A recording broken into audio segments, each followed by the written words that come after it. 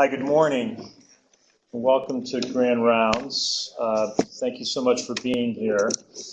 Just a quick reminder, we have for the faculty, we have our seasonal mixer tonight. We're doing this twice in academic year, once in the spring, once in the fall. It's an opportunity for us, of course, first and foremost, to come together as a family, as a community, but also an opportunity to introduce new faculty and make sure that we're getting to know each other over time in an environment that's pleasant with decent food and great company. So I hope you can join us tonight. It's at 250 West 57th Street on the 15th floor. We go back and forth between the two hospitals. So in the spring, we'll be at Mount Sinai St. Luke's. We try during the course of our academic year to include junior faculty occasionally as lecturers for us. It's an opportunity to give them the stage and share with us the excitement they have in their particular area of expertise, and also an opportunity sometimes to reach outside of the confines of our hospitals to invite faculty from elsewhere in the system to come and join us and again share their expertise. So in that context, we're really happy to have James Crismale here with us today, who's an assistant professor of gastroenterology and hepatology at Mount Sinai at the main campus, and is also associated with the Recanati Miller Transplant Center. Jim received his undergraduate degree from Washington University and then his medical degree from the University of Medicine and Dentistry of New Jersey, the Robert Wood Johnson Medical School, and then completed his internship, his residency, his chief residency, his fellowship in gastroenterology and hepatology, and then his fellowship in transplant hepatology, all at the Mount Sinai Medical Center. You know, the world of virology, if you contemplate the last 20 years, has been one of amazing developments. For example, think about Epstein-Barr virus and vaccinology as it relates to solid tumors, EBV-associated solid tumors. Think about HIV disease and the amazing journey we've had in supporting people living with that illness and that infection. And of course, hepatitis C. And we're so happy to have Jim here today to share with us recent updates in the world of hepatitis C and what the future looks like for these patients. Welcome. Thanks very much. All right, well, thanks very much for the intro, and thanks so much for inviting me to speak today. This is a topic that I find really exciting, and which 5 or 6 years ago we wouldn't really even be talking about, which is transplanting organs from Hep C-positive patients into Hep C uninfected individuals. So our objectives for this morning, number one, we're going to briefly talk about the extent of the organ shortage in the US, which is a huge problem, and we'll use the liver transplant waiting list as a framework for that discussion. We'll talk briefly about the changing epidemiology of hepatitis C in the US, both as it relates to the donor and recipient population for a liver transplant. We'll talk about some of our prior experience using hepatitis C positive organs in Hep C positive recipients as a means of a little bit of background. And finally, we'll discuss some of the current emerging data, which is really rapidly growing, looking at the safety and efficacy of Hep C positive organ donation. So we'll start with the case report. 57-year-old woman with Child-Pugh A Hep C cirrhosis who was previously cured with cimeprevir and sofosbuvir, which is now considered an older regimen, even though it came out in 2013. This patient has a low MELD of 12, but she's sicker than her MELD with multiple complications of portal hypertension, including refractory ascites. She's been on the waiting list for 3 years, has no living donors available. So looking at a relatively long waiting time, she agrees to accept a hepatitis C viremic organ with the understanding that she's probably going to need to get retreated for her Hep C afterwards. So a donor becomes available. This is an 18-year-old gentleman who died of a heroin overdose. The pre-procurement liver biopsy showed minimal fibrosis, so otherwise a good liver. She undergoes a successful deceased donor liver transplant. As expected, about 3 days after her transplant, she develops detectable Hep C viremia. So her treating physicians order her ledipasvir sofosbuvir, which is also called Harvoni, and starts treatment on post-op day 25. 8 weeks into treatment, her Hep C RNA becomes undetectable. At 12 weeks after she finishes treatment, she has a sustained virologic response, which equates to a hepatitis C cure, and she, 2 years later, is left with excellent liver graft function.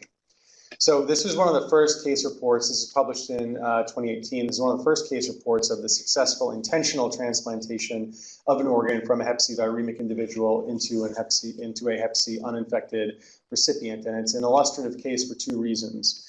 Number one, it reflects sort of the real world practice of after we give these patients hepatitis C, we still have to wait for insurance authorization to get their medications. So it shows us what we have to deal with in the meantime. And it also illustrates that we can utilize organs like this, these sort of extended criteria organs, to try to get patients transplanted in a more timely fashion who would otherwise be stuck waiting on the waiting list. So we're going to use that discussion as a framework because we do have a major mismatch between organ supply and demand in the U.S., no matter what organ we're talking about, liver, kidney, heart, lung, etc. So I'm a hepatologist, so we're gonna look at the liver transplant waiting list as a framework for that. So there's currently around 13,500 patients waiting for liver transplant throughout the country, and that number has only increased over time. So back in 2015, there were about 10,600 patients waiting for liver transplant, whereas now 13,500. There's a couple different factors that are driving this growth on the liver transplant waiting list. Number one, we're being more aggressive with the kinds of patients who we're transplanting. So we're transplanting more older patients, so those over the age of 65. Also, we just have an aging population, so more of these patients are living long enough to develop decompensated liver disease and require transplant. We also have the twin epidemic of alcohol-related liver disease, especially among young people, and non-alcoholic fatty liver disease, which is rapidly becoming the number 1 or 2 cause, depending on which data you look at, for listing patients for liver transplantation. With alcohol-related liver disease, we're also transplanting a lot more patients with acute alcoholic hepatitis, waiving this old 6-month waiting period. So that's driving a real increase in transplant for those patients. And we have an increasing prevalence of HCC, hepatocellular carcinoma, in part related to the rise in fatty liver disease. But we're also transplanting patients a little more aggressively with HCC, offering transplant to patients who are outside the usual Milan criteria. So all of these things are driving an increase in numbers on the waiting list. With this, though, our waitlist mortality hasn't really changed. So if you look at 3-year mortality on the waiting list, about 20% of patients who are waiting for liver transplant will die or be removed from the waiting list for being too sick for transplant. So back in 2016, which is when the most recent data were available, that was about 2,500 patients. So that's not an insignificant number. And when we look at the patients that are dying on the waiting list, it's these patients with really high MELD scores. So if you'll recall, MELD stands for Model for End-Stage Liver Disease, and it's a score that we calculate based off of their lab values. So bilirubin, INR, creatinine, and sodium. And the MELD score correlates really well with 90-day mortality, which is why we use it as a means for allocating organs, because we want to be able to get organs to the sickest patients first. Problem is that in many parts of the country, including ours, you have to get up to a MELD score of around 35, depending on your blood type, in order to get a deceased organ offer. And if you look at the people that are dying on the waiting list, it's those patients with MELDs of 35 or higher. So our goal overall would be to try to get patients transplanted before they get that sick. And talking about transplantation with hepatitis C positive donors is a potential way to do that. We have to think about many ways that we can try to bridge the gap between the number of donors that we actually have and the number of donors that we could potentially have. So these are data taken from a deceased donor potential study where they looked at the number of people who die in hospital and estimated how many people could theoretically be organ donors. And this means these people were brain dead at the time of their death, on a ventilator without major end organ failure. And the number of estimated potential donors is around 37,000. Whereas the number of actual donors that we have is only around 8,000. So there's a huge gap between what we actually have and the number of patients we could potentially transplant if we maximized organ donation. So how do we do that? Well, number one, we have to encourage people to be organ donors. The US is an opt-in country, so we need people to sign up to be organ donors. This is in contrast to places like Spain or other countries around the world where they actually have an opt-out system where you have to say no thank you at the time that they come to approach the family for organ donation. So there's still a lot of stigma around organ donation. People in the community still think that if they check organ donor on their driver's license, that they're not going to get taken care of in the hospital and that we're going to come and steal their organs. And one of our jobs in outreach is trying to educate patients and families that that's not obviously the case. We try to encourage living donation. So this is a way that we can circumvent having people wait on the waiting list. Living donation, where a friend or family member of the patient offers to donate an organ, allows the patient to not have to wait on the waiting list. So that's a way to get people transplanted more rapidly. And then the use of expanded criteria donors. So these are older donors, donation after cardiac death donors, grafts that may be fatty or steatotic, donors that have a history of cancer, and what we're going to spend the rest of the talk discussing, donors who have a risk of transmitting infection to the recipient, in our case, Hep C. So one of the questions is, how many potential donors could we actually add if we maximize utilization of Hep C positive donors? So these are taken from, again, another potential donor study where they looked at the number of potential Hep C positive donors and accounting for other factors that may make them less optimal donors, like fibrosis and that kind of thing. There's an estimated 300 to 500 additional opportunities for donations. That's another 300 to 500 potential lives that could be saved if we maximize use of these organs. So when we talk about hepatitis C positive donors, the terminology is important in the literature, and there's two main types of Hep C positive donors. There's those that are seropositive, meaning they have positive Hep C antibody, and those that are viremic or NAT positive, nucleic acid testing positive. So remember that when patients get infected with hepatitis C, there's actually a short eclipse period of about 5 to 7 days when none of the testing becomes positive. Their antibody and their Hep C RNA will be negative. It's only after 5 to 7 days that these patients will actually develop viremia in the acute setting, and then about 2 to 6 months later, they'll develop serologic conversion and develop a Hep C antibody. So when we're talking about Hep C positive donors, again, it's important when we're counseling patients on the potential donor that they could receive that we're precise in our language. So when we talk about seropositive donors, these can be patients who have chronic infection if their NAT testing is positive, or those who have resolved infection if their NAT testing is negative. Hep C viremic donors are those with positive Hep C NAT testing, and that can be seen in the setting of acute infection or in the setting of chronic infection. And it's important that we, again, discuss this in precise terms with patients because the risk of transmission of disease is different depending on whether the patient's NAT positive or not. If the donor is NAT positive, they have a 90 to 100% risk of transmitting Hep C to the potential recipient. If they are seropositive only, that risk is only 0 to 9%. It's important when we look at the literature because back before 2015, UNOS wasn't screening patients for hepatitis C RNA. So when we look at older studies that were published before 2015, when they talk about Hep C positive donors, they're talking about Hep C seropositive donors.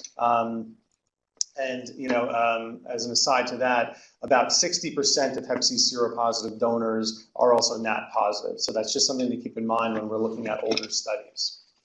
So where are these patients or potential donors coming from? There's two main populations that these Hep C positive donors can be derived from. The baby boomers, which is when we classically think about the population where Hep C is concentrated, it's in the baby boomer population. But this is shrinking as a potential source of hepatitis C positive organs for donation. Number one, because many of these folks have been cured of their hepatitis C, or conversely, they've died of hepatitis C related disease. And if they're older, when they die, their organ viability may be lower for donation, so they may have more fibrosis or scarring in their grafts. So the population that we're really looking at here, and that's really driving this growth in hepatitis C positive organs, are the population of young patients who inject drugs. And we see this even in our own backyard here. So the epidemiology of Hep C in New York alone has changed over time. Back in 2005, again, most of the hepatitis C was concentrated in the baby boomer population, whereas now it's more of a bimodal peak where you see a peak in young patients, mainly, again, people who are injecting drugs, and some residual peak in this baby boomer population. And this is a problem that's affecting the country. So despite the advent of direct-acting antiviral therapy, there's still over 2 million patients in the US infected with hepatitis C, and that's something that's increased in incidence over the last decade. Again, mainly concentrated in rural populations of patients people who inject drugs. In one study from rural Kentucky, there was a prevalence of Hep C seropositivity in this group of folks of about 55%. So a real increase in this population. And this sort of overlaps with what we know about the opioid epidemic. So since 2000, there's been a 200% increase in opioid-related deaths.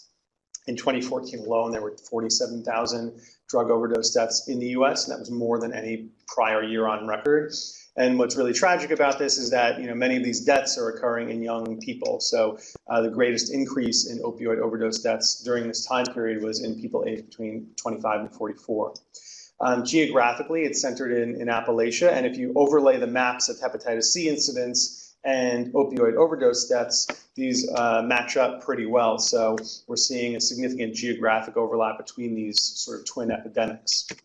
And this is being reflected in the donor pool. So if we look at the proportion of donors that are dying with drug intoxication as a cause of death, that's increased dramatically from 4.3% to 13.4% from 2010 to 2017. And concomitantly, there's been an increase in Hep C seropositivity and viremia among donors from around 4% to around 7% in modern times. And along with this, again, because many of these folks who are dying are young people who are injecting drugs, the median age of hepatitis C donors has decreased dramatically over time. So in 2010, the median age of a Hep C positive donor was 48, whereas in 2016, it was 35. So we're getting more of these hepatitis C positive donors, and it's being concentrated in a relatively young population. So we're seeing more of this, but we've been using hepatitis C positive grafts for transplantation for quite some time. This isn't a new thing, but we've been utilizing them in recipients who were already hepatitis C positive. And I'm going to discuss the situation both in liver transplantation as well as kidney transplantation, the latter of which is important because, number one, there's a very high prevalence of hepatitis C positivity in patients on kidney transplant waiting list and those on dialysis. And number two, many of the initial trials looking at transplantation of Hep C positive organs in negative recipients were done in the realm of kidney transplantation. So back in the pre-direct acting antiviral era, or the bad old days, as one of my attendings calls it, we can really only transplant patients with hepatitis C positive organs who were already infected with hepatitis C.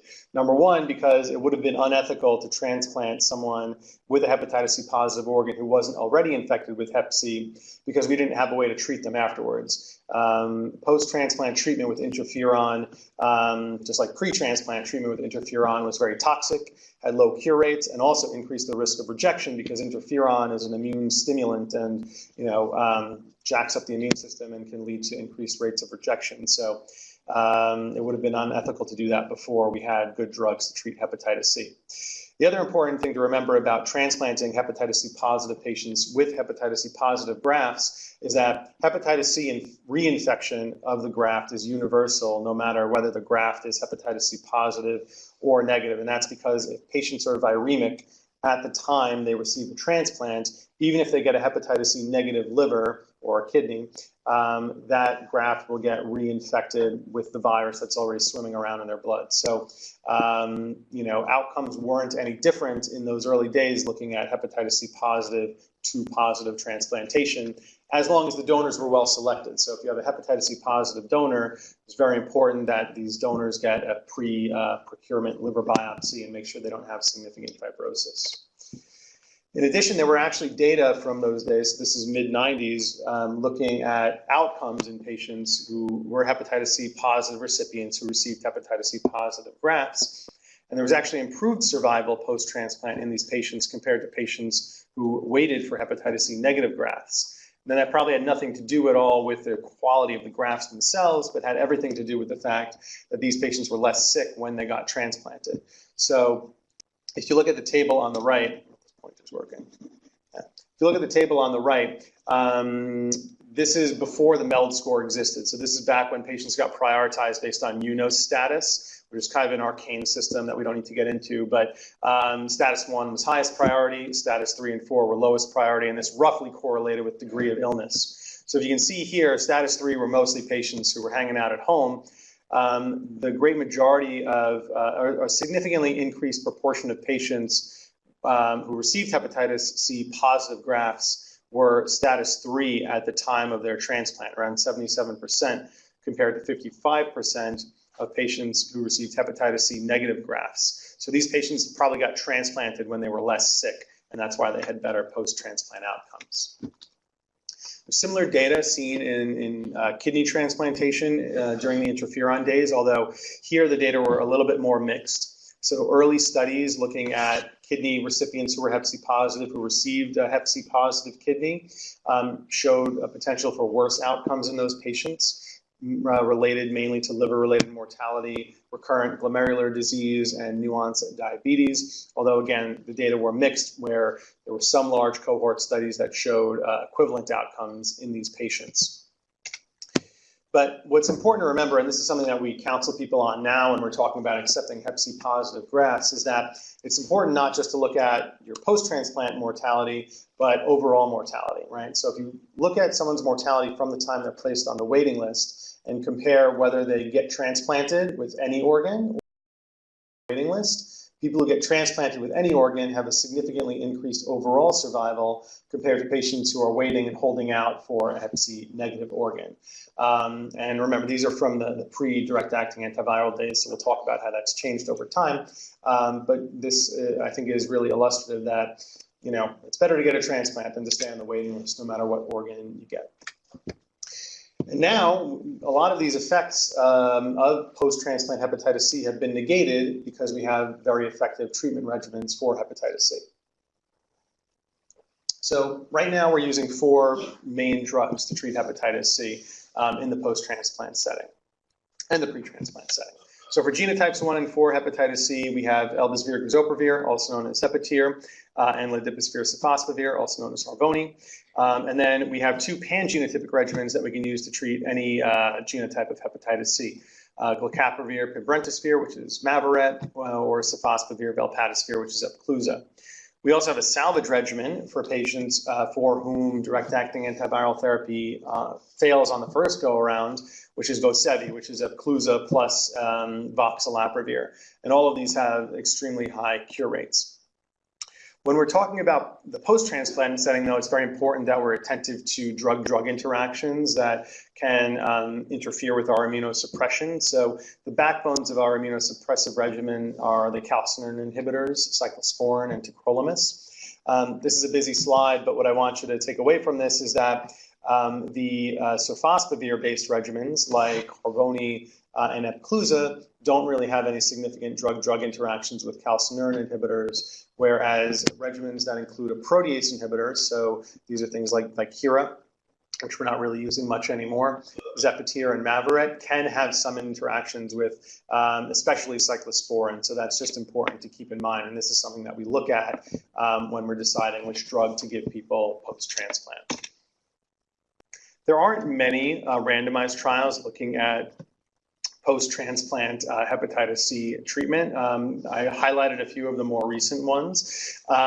So again, a busy slide, but the thing to take away from this is that no matter what genotype of hepatitis C, no matter what degree of fibrosis, we can treat hepatitis C in the post-transplant setting with very high cure rates and low toxicity, except maybe for people who have decompensated Child-Pugh C cirrhosis post-transplant, who you're probably going to be thinking about retransplanting anyway.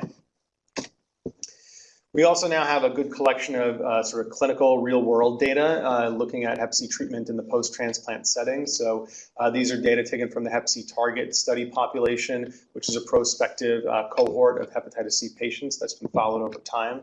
So this included 347 liver transplant patients, all different kinds of genotypes. And again, the thing to take away from this is that all of these patients after treatment, no matter what regimen, had a very high cure rate. Including regimens that included ribavirin and those that didn't. And we're actually shying away now from using a lot of ribavirin in the post-transplant setting just because it has its own toxicities and we can cure patients' Hep C without using ribavirin. We participated over at the main campus in a multi-center study with Georgetown looking at Hep C cure in post-transplant simultaneous liver kidney recipients. So this was a smaller study, only included 34 patients representing genotypes 1 through 3. But we also showed that there was, very high rates of hepatitis C cure in this population of simultaneous liver kidney recipients. 97% of the patients developed a sustained virologic response without any real appreciable changes in their immunosuppression or renal function while they were on treatment. So these patients all did very well.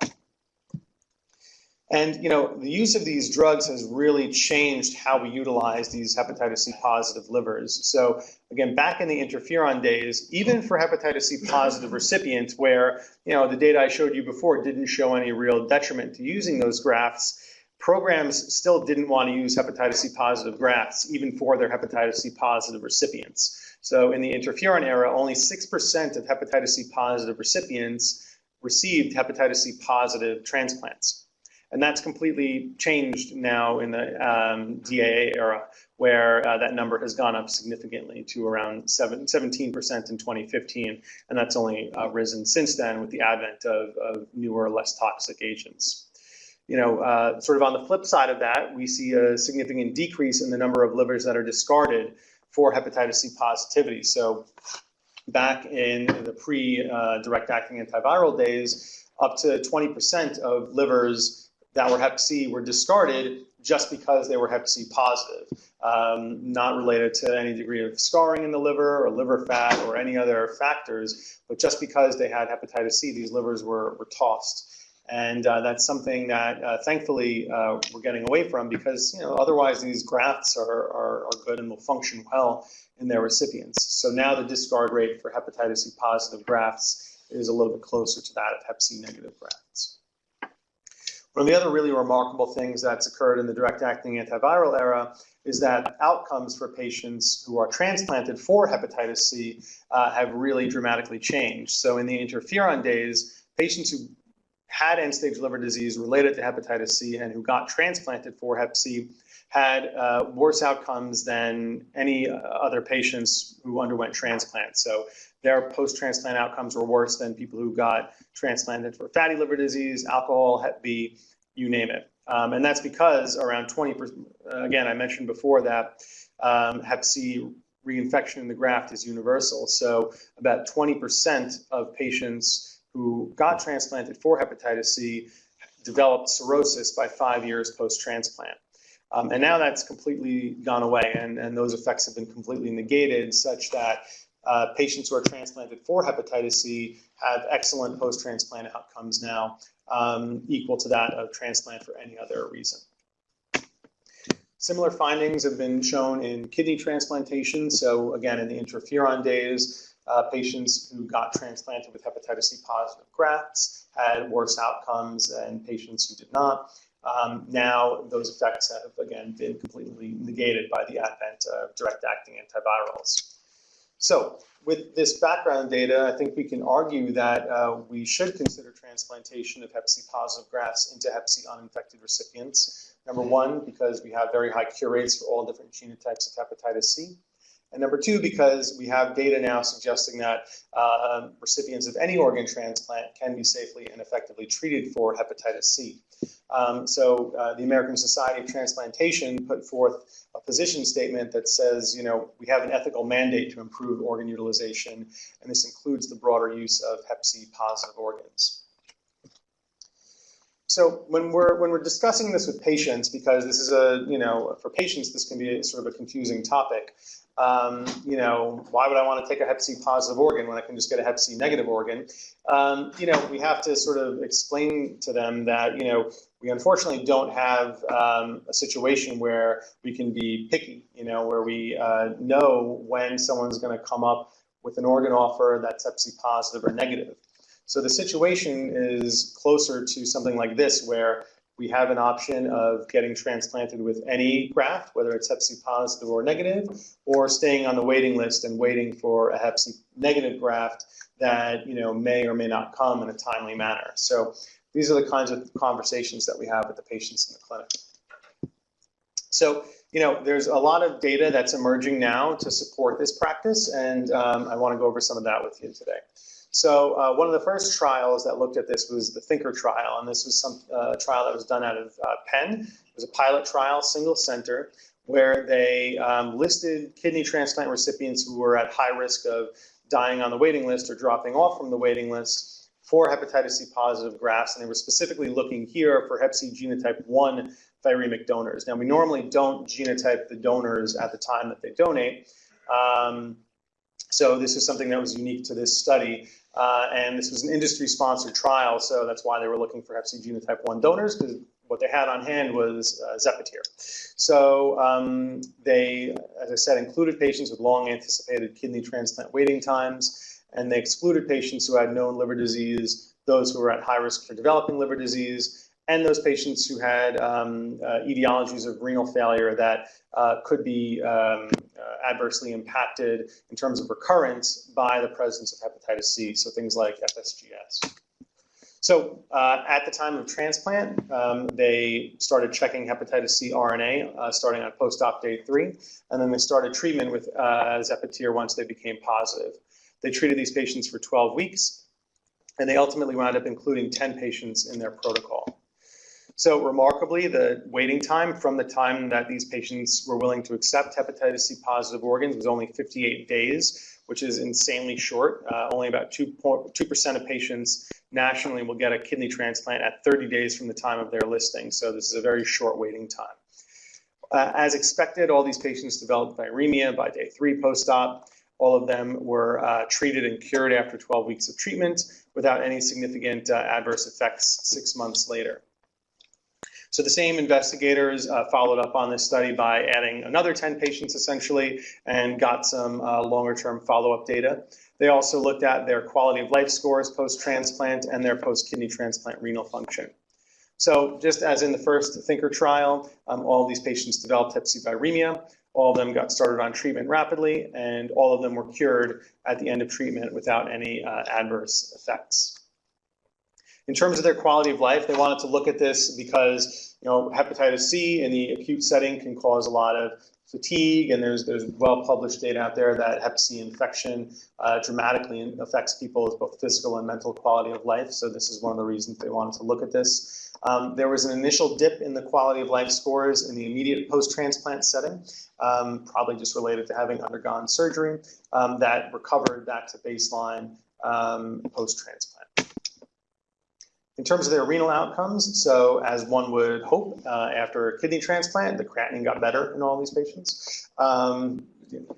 Hopefully, expected. But what was really interesting about this is they also looked at, what their expected renal outcomes would be depending on the kind of graft they got. So there's this scoring system called the Kidney Donor Profile Index, which helps to predict renal outcomes post-kidney transplant. And there are multiple factors involved in this, but one of those factors is hepatitis C positivity. So when they compare the Thinker patients to a matched population who received Hep C negative grafts with similar kidney donor profile index scores, the Thinker patients actually had better than expected renal outcomes post-transplant. And the reason for that is that effect of the hepatitis C in that scoring system, again, becomes negated once you treat the Hep C. So there's actually arguments now, and there have been a few publications that recently came out arguing, and editorials arguing that they should do away with the Hep C component of this scoring system because, if you treat the Hep C, it doesn't really make a difference. So in summary for the Thinker trial, again, they were able to achieve cure with prompt initiation of therapy in all patients. There were no serious adverse events, no rejection.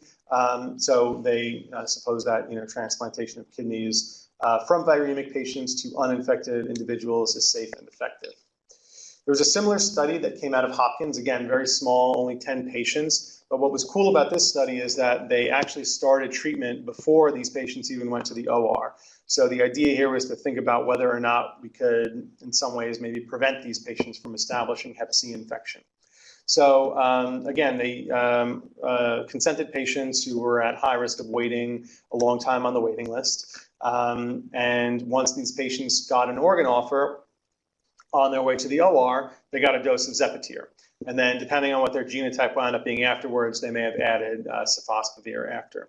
But what was interesting about this is that 5 of these patients never developed any detectable Hep C viremia. So the question here is this prophylactic? Are we preventing infection, or are we just more effectively treating them when they have very low levels of viremia? Even the patients who did develop some viremia, they were viral load negative by week 2 of treatment, which is faster than we would normally expect.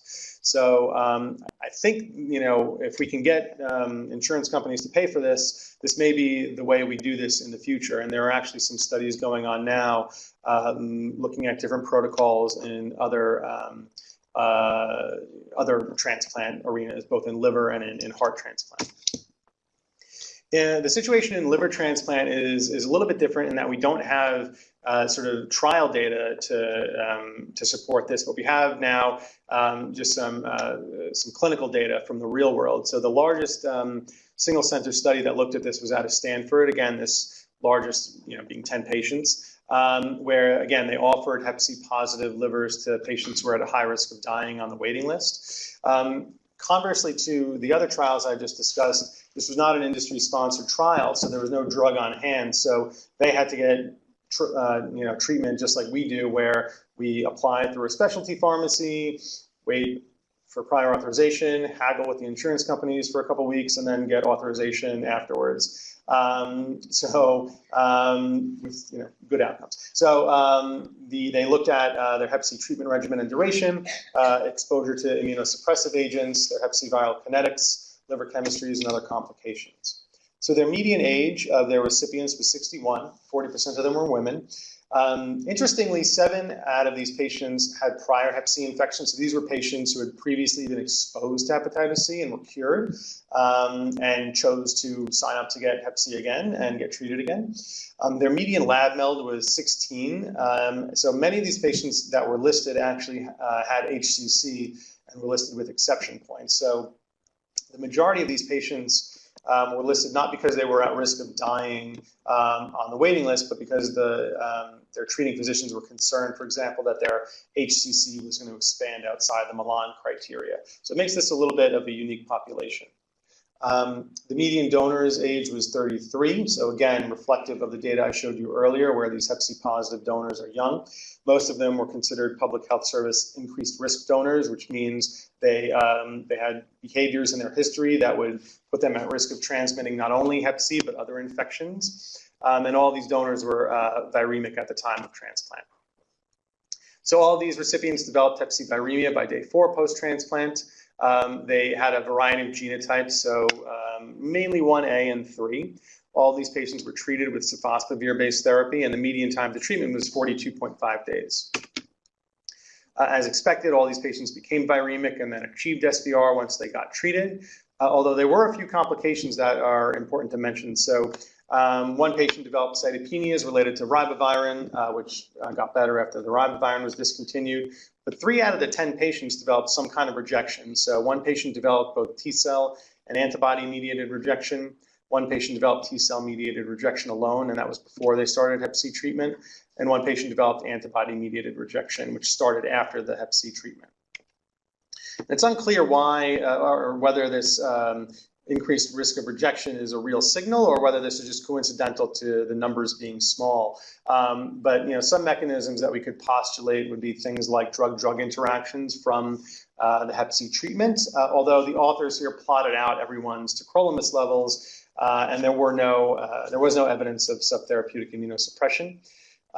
There is some concern about Hep C treatment-induced immune-mediated graft dysfunction, which is a phenomenon that was really mainly seen in the interferon days, again, because when these patients would get treated with interferon, it would sort of ramp up their immune system and they would reject. This is described in some patients who get treated with direct-acting antivirals, although, again, the mechanism is a little unclear, and the histologic definition of this immune-mediated graft dysfunction is a little bit murky, so it's not so clear. One patient who developed antibody-mediated rejection in this population had a lot of preformed anti-HLA antibodies already before transplant, so this person may have been predisposed already to develop this kind of rejection. So small number of patients, but this is something that we have to watch going forward. But what the authors of this study concluded was that transplant with Hep C viremic livers into uninfected recipients resulted in acceptable short-term outcomes. So we have a very similar protocol up at the main campus where we offer transplant to hepatitis C uninfected individuals with hepatitis C positive organs, and we offer this to patients who we are concerned are going to die on the waiting list without a transplant. We consent these patients. We try to do this in the office when we first see them, actually, and we discuss with them the different risks of transmission if they accept a Hep C seropositive only donor or a Hep C viremic donor. In UNOS, when you list patients, there's not a separate box for each of those. So if someone's going to be a Hep C positive recipient, they have to check the box for all of them. But these patients can accept or refuse an organ at the time of the offer as well. So if someone only wants a seropositive donor and doesn't want a viremic, they can refuse at the time of the organ offer without any kind of penalties. So once a patient gets transplanted with either a seropositive only or a viremic donor, we start checking Hep C RNA. We check it pretty frequently, so we'll check it on day 3, and then weekly for a month, and then every other week for 3 months. If it's negative at that point, then we stop checking. But once it does become positive, we start treatment. In our initial protocol, we wrote that we should prefer treatment with sofosbuvir-based therapy because we were concerned about drug-drug interactions with the protease inhibitor-based therapies, although now we're getting more experience with using protease inhibitor-based therapies like Mavorette and Zepotir in the post-transplant setting, and we're not really seeing any big shifts with tacrolimus levels or things like that.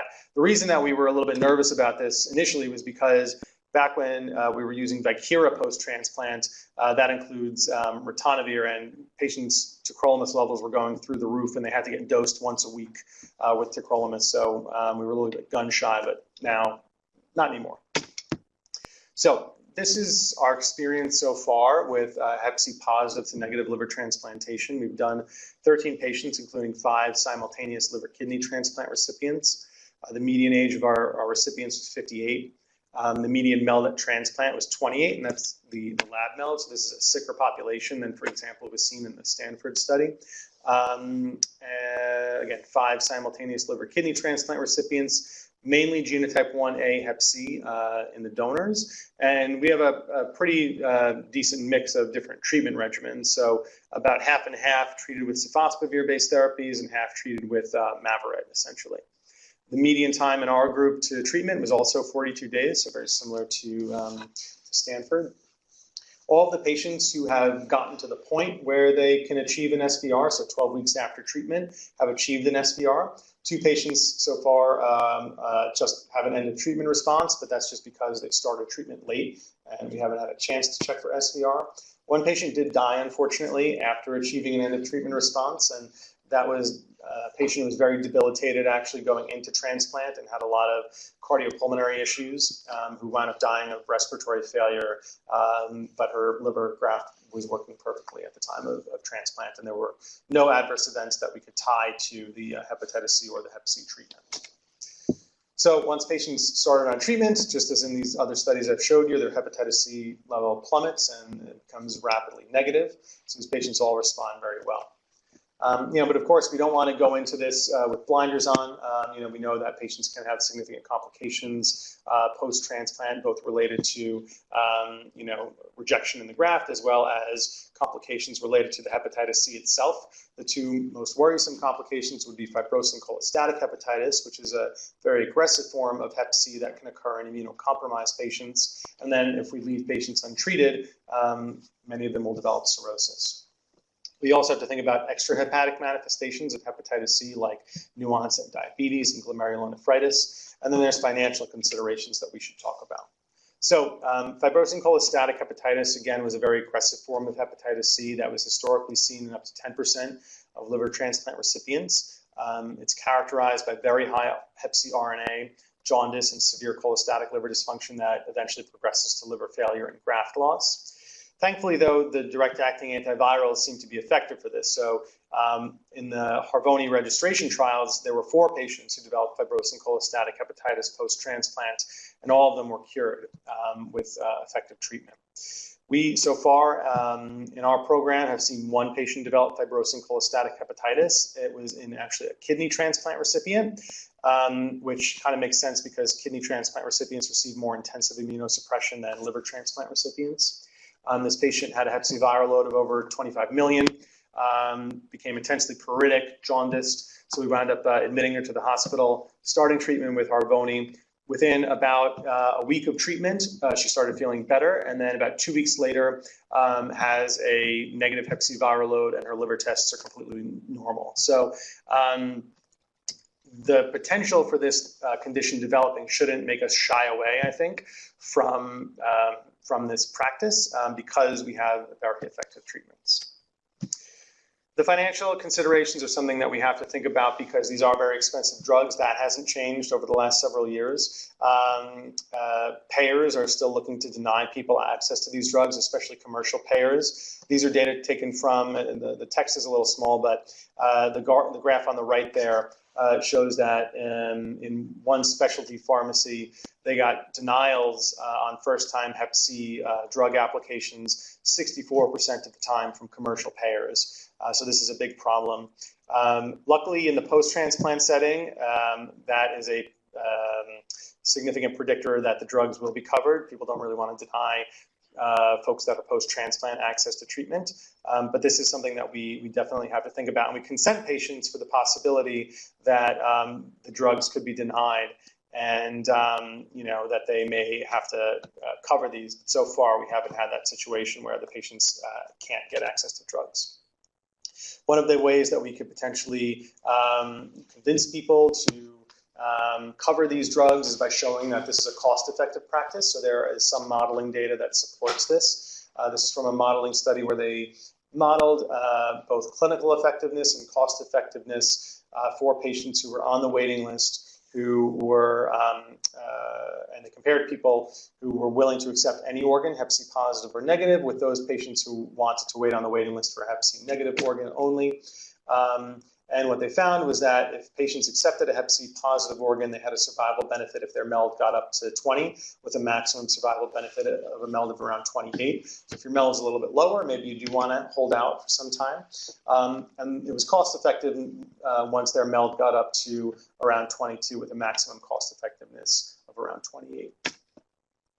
And so these data have already shifted practice where we're now seeing more and more centers transplant patients with viremic grafts. So far there have been 87 viremic to uninfected transplants in the US.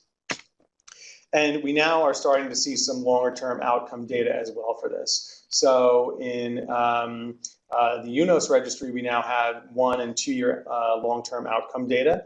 And outcomes are essentially equivalent for hepatitis C negative recipients, whether they receive hepatitis C positive grafts or hepatitis C negative grafts, with 1 year survival of around 93 to 94% and 2 year survival between 86 and 90%.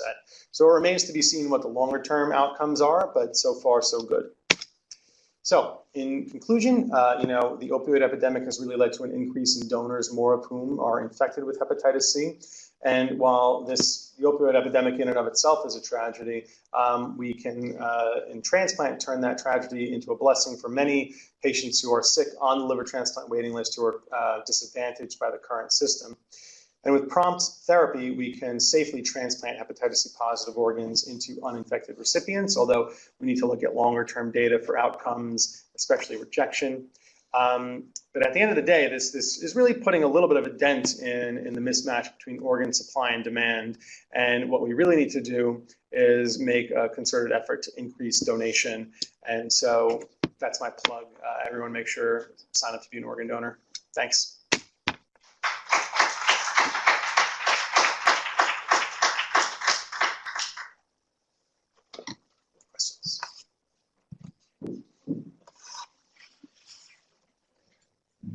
Thank you for that ski ride in the complicated process. And it's very interesting. But a couple of things I wanted to ask. Number one, you didn't mention HIV at all, and the patients with HC positive could be HIV positive too. Absolutely. And whether or not in both the donor and the recipient that makes a difference. There's another factor I wondered about too, is Epstein-Barr. If somebody's Epstein-Barr positive, does it alter this with Epstein-Barr patients years after they've been sick are at higher risk for cancer? Yeah. So without long-term kidney, you don't know. Yeah. And lastly, I have a patient with a double liver kidney transplant, and he was doing well for about 6.5, 7 years, and now he is 62, but he's developed very rapid progressive dementia to the point where he can no longer function independently. So I just wondered whether or not this has been looked at. Yeah, great questions. Thank you so much. So when it comes to HIV, we are transplanting HIV-positive patients with HIV-positive organs under the HOPE Act protocol. And at Mount Sinai, actually, the program there, we've done, I think, more HIV-positive kidneys than any other single program in the country. We don't so far have data at all on whether or not outcomes are different in, let's say, hepatitis C positive recipients who receive a hepatitis C positive organ. We just don't have the numbers there. We have, I think, one so far that we've done. So that remains to be seen. And that's a big question, right? Because we know HIV accelerates the course of hepatitis C and accelerates fibrosis in livers. So that's an important point, absolutely. When it comes to Epstein-Barr and the risk of things like lymphoma, hepatitis C also increases the risk of lymphoma if it's left untreated. Again, I don't think we have data in this population specifically, and I'm not sure if there are data in patients who have SVR who are not transplant recipients, for example, who are cured of their hep C, if there's a residual risk of lymphoma. We know, for example, there's a residual risk of HCC in patients who get cured of hep C if they have advanced fibrosis, but I think that's an important question that we need to look at. With respect to dementia in a transplant recipient, there are some data actually that show that long-term calcineurin inhibitor use can impact cognitive outcomes post-transplant. The biggest study that I know, we reviewed this recently actually, it looked at just sort of mini mental status exam and sort of more subtle changes. So I don't know that frank dementia has been described, but yeah, I mean, I think there is something to that, absolutely. Other questions? Yeah.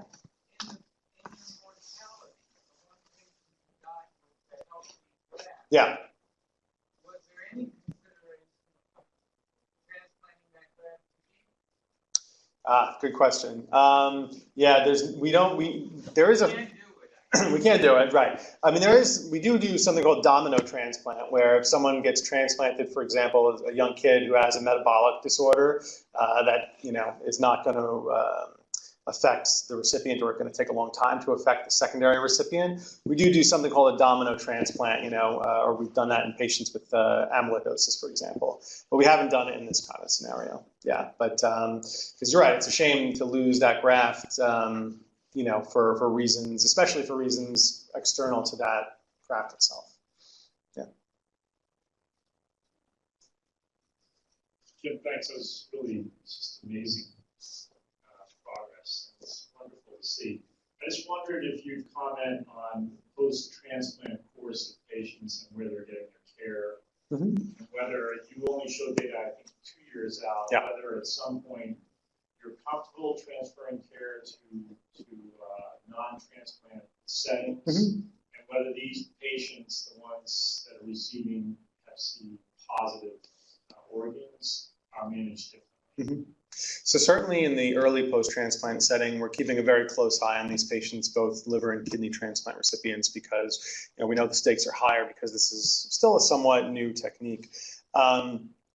Overall, though, once people are a couple of years out from transplant, our practice is to see them at least once or twice a year, just to check in and make sure they're doing okay with their immunosuppression. Also to make sure that they're staying on top of other sort of primary care issues. I mean, I think one of the concerns that we sometimes have is that, and I think this is a valid concern, is that people in the community, primary care providers, once they see someone's had a liver transplant, it becomes a little bit, everyone's concerned about drug interactions. Can I put this patient on a statin? Can I put them on an aspirin? So we're happy we continue to follow to help with those kinds of questions, because at a certain point post-transplant, it just becomes primary care, and then you're just sort of tweaking the immunosuppression a little bit.